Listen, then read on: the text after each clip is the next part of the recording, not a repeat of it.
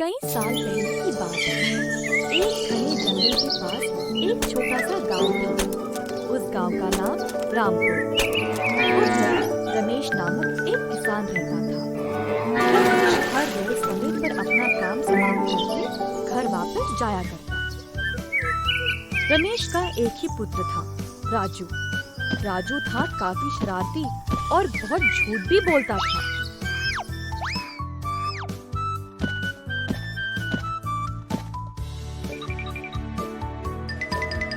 एक दिन राजू खेलते समय उसकी नजर एक नकली बिच्छू पे पड़ी।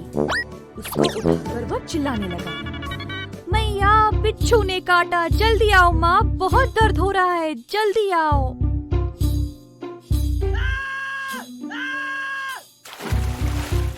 राजू की माँ परेशान होकर दौड़ते हुए आई। राजू, कहाँ पे काटा बिच्छू ने? राजू ने अपनी माँ की ओर देखा और जोर से हंसने लगा। मुझे किसी ने भी नहीं काटा माँ, बस देखना चाहता था कि तू आएगी या नहीं। राजू हंसता ही रहा। माँ को बहुत गुस्सा आया।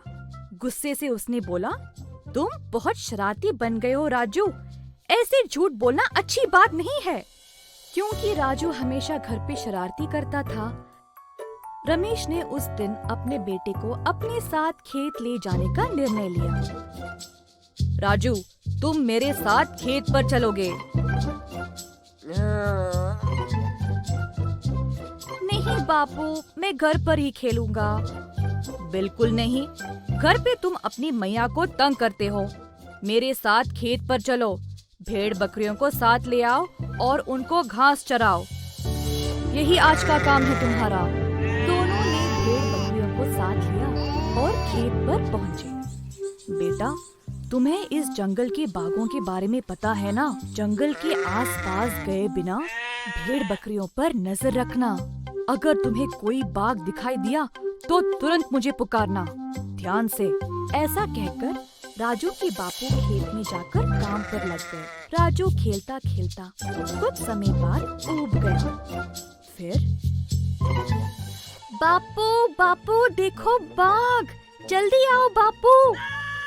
ऐसा कहकर राजू चिल्लाने लगा। रमेश सबको लेकर राजू की ओर दौड़े आया। कहाँ राजू, कहाँ पे देखा बाघ को? राजू जोर से हंसने लगा। यहाँ कोई बाघ नहीं है, मैं तो बस मजाक कर रहा था। सभी लोगों ने चिढ़कर बोला, कितना शरारती है ये, बेकार में हम सबको परेशानी उठाई। गुस्सा होकर सब लोग वापस काम पे चले गए। कुछ देर बाद राजू फिर से ऊब गया। उसके पास और कुछ करने को था नहीं, तो दोबारा चिल्लाना शुरू किया। बापू बापू देखो, अब सच में बाघ आया है, देखो सच में आया है बापू, जल्दी आओ। सब लोग फिर से राजू की चीख सुनकर दौड़ते हुए आए। कहाँ है बाघ? कोई बाघ नहीं आया बापू। अगर यहाँ सच में बाघ होता तो मैं बस यही देखना चाहता था कि आप सब लोग आएंगे या नहीं।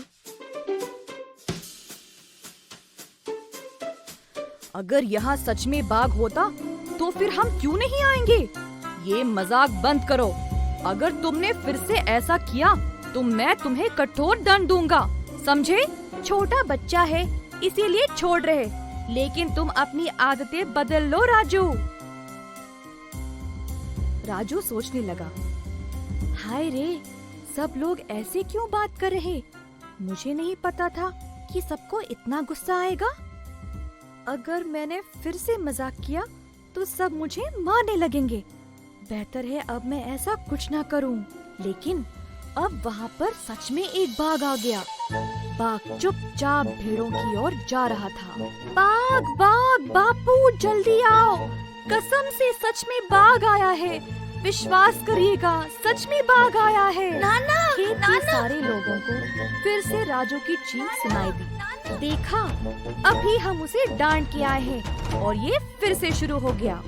हाँ हाँ, राजू कुछ ज्यादा ही शरारती बन गया है।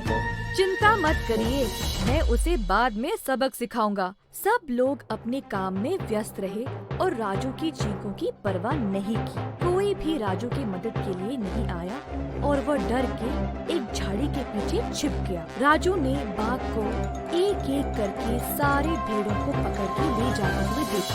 बाघ के जाने के बाद राजू रोते रोते अपने बापू के पास गया। क्या हुआ राजू, क्यों रो रहे हो? बाघ इस बार सच में आया था। मैंने सबको बुलाया परंतु कोई नहीं आया। बाघ एक एक करके सारे भेड़ों को ले गया बापू। रमेश ने अपने बेटे को गले से लगाया और उसके आंसू पोंछकर उसे घर ले गया।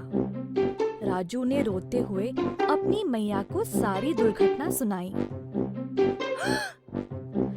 अब तो कुछ सीखा तुमने। मजाक में भी झूठ बोलना अच्छी बात नहीं है बेटा। तुमने 2 बार झूठ बोला और तीसरी बार सच बोलने पर भी किसी ने भी तुम पे विश्वास नहीं किया। अब से झूठ बोलना बंद करोगे राजू? कि मैया अब से मैं कभी झूठ नहीं बोलूँगा, क्षमा कर दे।